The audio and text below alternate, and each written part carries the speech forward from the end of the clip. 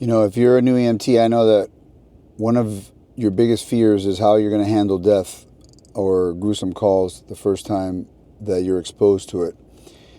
And that's what I want to talk about today. I actually have a comment that a person left, an EMT student, and they're worried about how they're going to react the first time that they get one of these calls. And so I just want to give you some insight. I'm not a psychologist. I'm just a firefighter paramedic, but I've been a first responder for 31 years. So I've seen my fair share, and I just want to share that with you guys that are going through EMT school, or first responder of any kind, really. You can be a cop graduating the academy. We're all going to be exposed. You're all going to be exposed to this ugliness, and it's just something that is part of the job, and you're going to end up getting used to dealing with. So I'm going to go over here the comment. I want to read it so I don't goof it up, and I want to give you the full context of this question that this EMT student had. And but first, I need to put on my handy dandy Home Depot cheaters and get my phone here and read you the comment, right? So, all right. So the comment is, hey man, actually just came back to your channel because I've been struggling a little bit with the fear of experiencing some crazy shit when first responding to a scene. Already had a few guys in my EMT class tell me some pretty insane stories about trauma calls, and I've gotten pretty nervous about how I'm going to react to my first experience of death. I've been trying to find videos on YouTube, but there's no vids. What I'm wondering is, how do you deal with experiencing death? What's your initial reaction when someone dies in front of you? And how do you stay focused? Also, how do you develop the courage and bravery to visually see some of the worst things and not have them haunt you? Maybe I'm overthinking it, but thinking about seeing the really traumatic calls is making me nervous. I wish I had someone close to talk to about it, but I don't know any first responders well enough for them to help me with this topic. Thanks again for everything. All right. You don't have anybody to talk to, but you got me, and I'm going to answer it to the best of my ability with, let me lose the glasses, with the experiences that I've had, right? So what you're experiencing right now and the concerns that you have, let me tell you, are very normal, because let's face it, we're not supposed to see the things that we see, right? But these three jobs, police, fire, EMS, that's what you're going to see. You're not getting called because somebody's calling you because their kid got straight A's or their soccer team won the championship. No, you're getting called because somebody's really hurt, somebody's dying, and you're called to intervene and do your job. All right, so like I said, very normal to be concerned with that. I get a lot of those DMs also on Instagram, and you know, it's something that you're gonna get used to. Unfortunately, you're going to, as you progress in your career, it's gonna become kind of normal to you to show up on these scenes. Not having them haunt you. I hope to let you know how I've dealt with it for 31 years now. Some of them will come back and visit you more than others, especially the kid calls. But I want to give you some light at the end of the tunnel, and I want to show you and prove to you that even though you might be scared now and concerned because you've never seen a dead person, the only dead person that I had ever seen before becoming a first responder was a person in a casket in a funeral. A friend of mine's family member or something that I went to, and obviously super clean in the casket. And that's pretty much most people's experience with death. until you cross this line and become a first responder. Because now you're seeing it right after it happened, with all the agony and emotion and everything. And I made a video of how to handle stress on calls, and I'll put it up here somewhere, or I'll put it as the end video.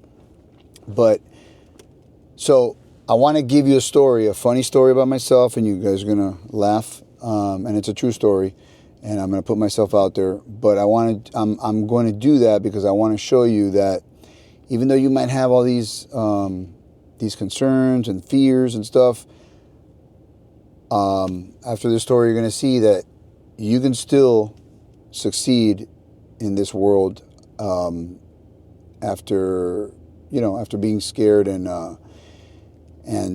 apprehensive about these types of scenarios. So let's rewind back 30 years ago in 1994, when I was in the academy. We had a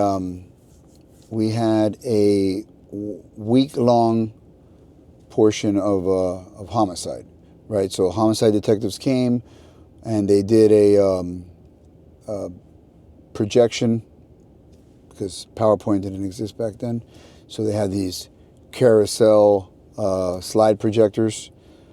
I couldn't remember the term of it now, but yeah, it was slide projectors. So I'll put a little video here so you see what that's like for all you that have never experienced the joy of watching either an overhead projector or a carousel slide projector. But anyway, not to get off on a tangent, we're in this week-long homicide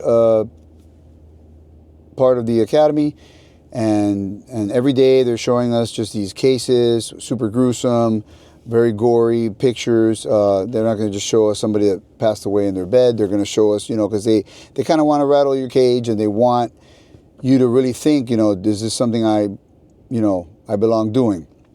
So at the end of the week, we went to see an autopsy. And that's where the funny story starts.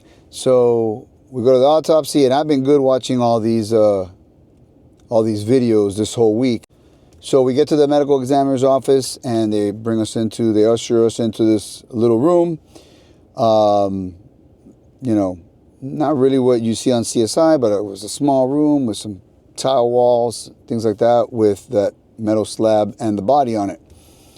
They give us the backstory, which I'm not going to get into here, but the person had been drinking when they died, and now they start their incision, and the medical examiner starts going for the stomach area and starts bringing out stomach contents, which smelled pretty terrible. That I remember that part. And there was a girl in my class that I had been taunting with the pictures on the slide projectors for the week, and look at this, and then all of a sudden she recounts the story as she felt me lay on her, and she said, "Stop messing around." And the next thing I know, 4 guys are carrying me out of the room because I passed out. That smell, or the visual and the smell, and just focusing on that was enough to lights out, man. And they carried me out, and they put me in a room with a Coke can, and they told me drink the Coke can because that's going to fix that, and come back when you're ready. So I had my Coke and my smashed ego, and which I'm now telling you guys, but I think the story is to prove a point, right? I'm still here. And I went back to the room. Obviously, they were pretty much almost done with the autopsy. But man, I was always worried about that when I hit the field. When I went to FTO, I was always concerned, because when you're on FTO, field training officer phase out of the academy, they're going to jump all those hot calls, man. All those calls that might be gruesome, that somebody's dead. There's specific calls that they want you to be exposed to. And, obviously homicides and deaths are those calls, because you need to know how to do the paperwork, who to call, and things like that. So I remember being in the field now, and I was on my FTO phase and jumping all these calls. And I can't say that I remember the first actual death call that I went on, but I remember one of the first, and this one, has,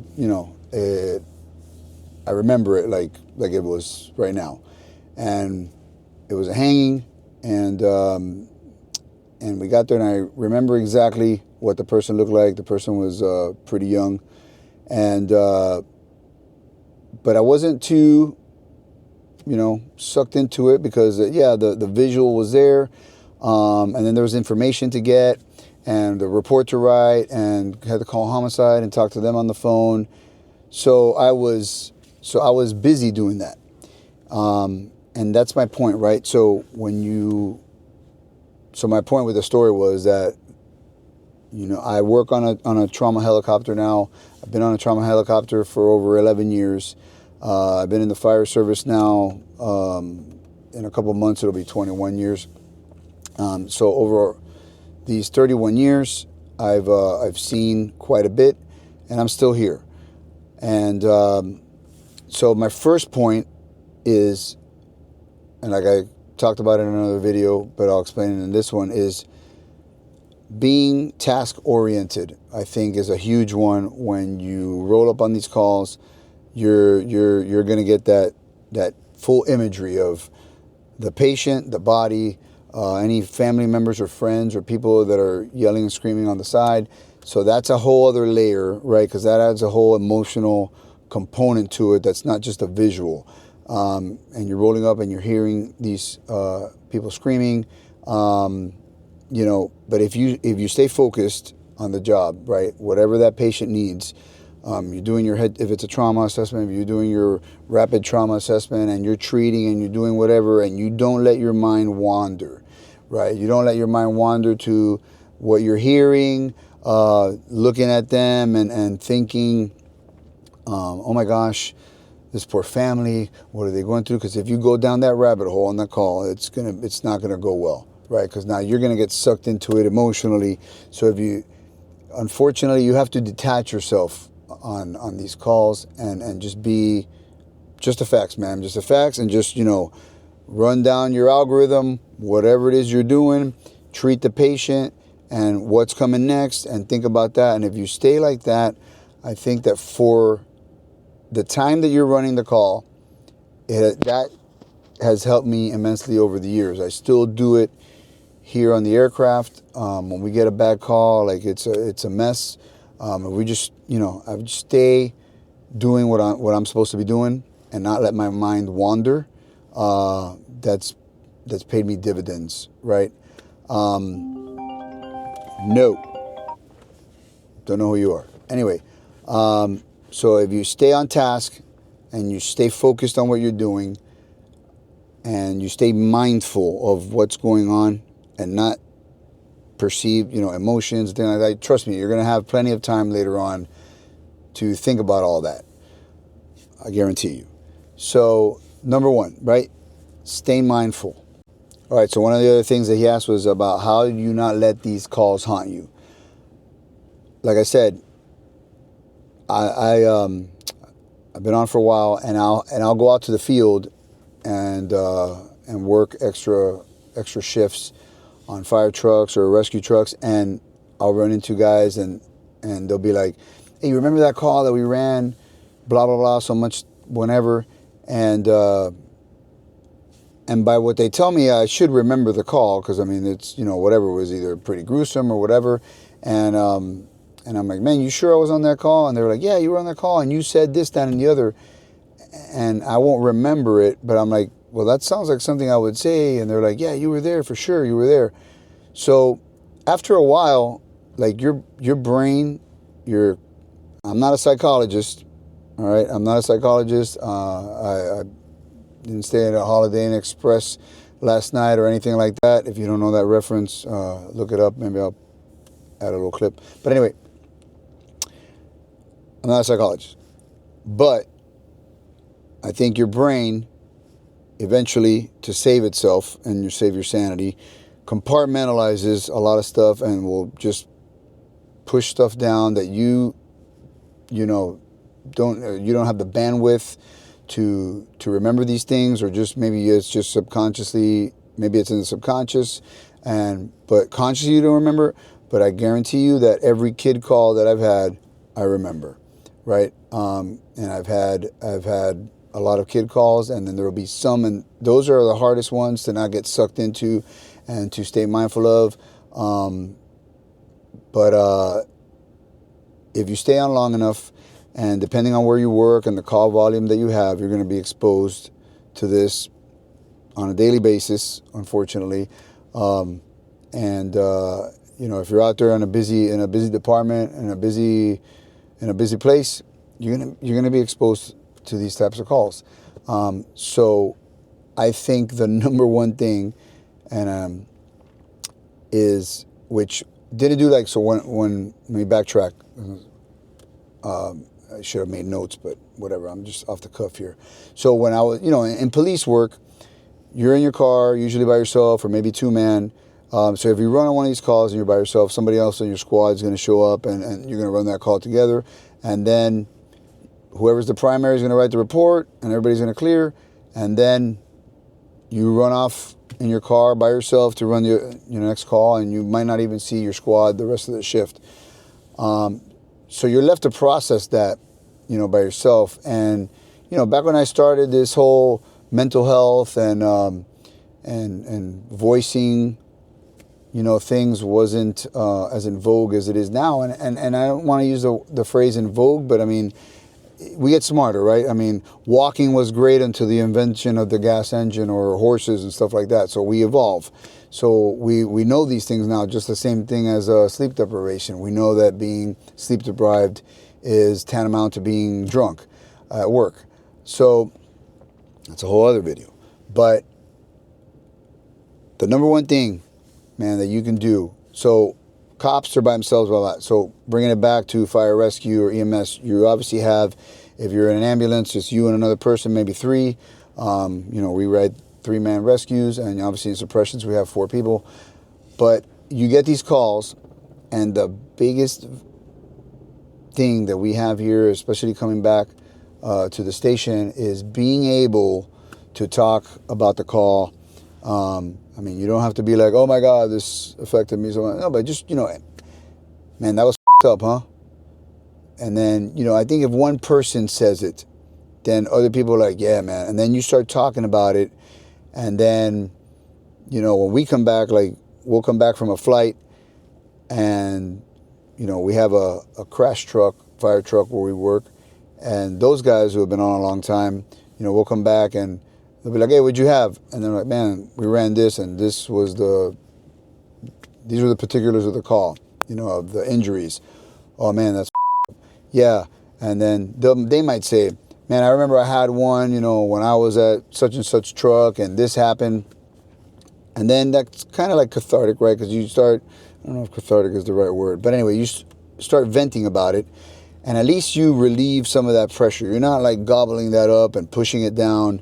So if you get back in the truck, after the whole madness is done, you've dropped off the patient, you get back in and you grab your Uncrustable or whatever it is from the hospital, and you get back in the truck and be like, that call was bad, blah, blah, blah.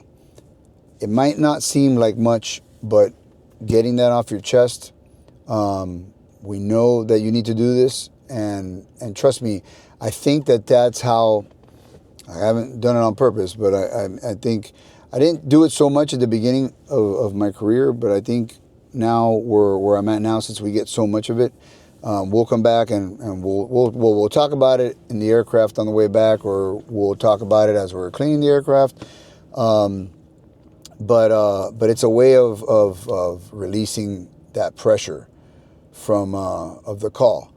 So I think that's a huge one for longevity, is talking about the call, and man, you just might open it up for somebody else in the station or in the truck with you, to open up and vent something about another thing that they saw, and they might be able to get that off their chest. So I think that has been, for me, a big one over the years, is talking about it and chatting it up with the crew, because who better to do that with? I mean, you can't go home and talk about it if your spouse, partner, whatever is not in the field. I mean, you're not gonna go home and tell these stories, you know, and that's the beauty. And while you're in this career of having those relationships that you come back to in the station, talking about the calls and allowing other people to then kind of open up. And I see it all the time, man. Somebody will bring up one story, and then it kind of goes around the table, and people start opening up to things. And that might be all they need. They might need that one little, just vent that story and just get that off their chest, and maybe you process that memory to alleviate that cup from being full, right? So, man, do not. It's totally normal to be scared of seeing death. I mean, like I said, you know, it's not something that most people, most civilians, the only death that they see is when they go to a funeral and they see somebody in a casket, if they ever experience that. They're not seeing when these things are actually happening, or the people are actually dying in front of them.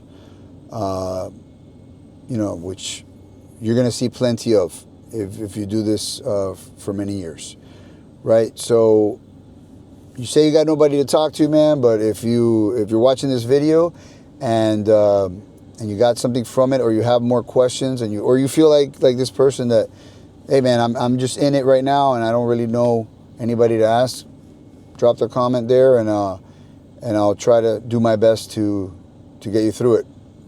Stay safe.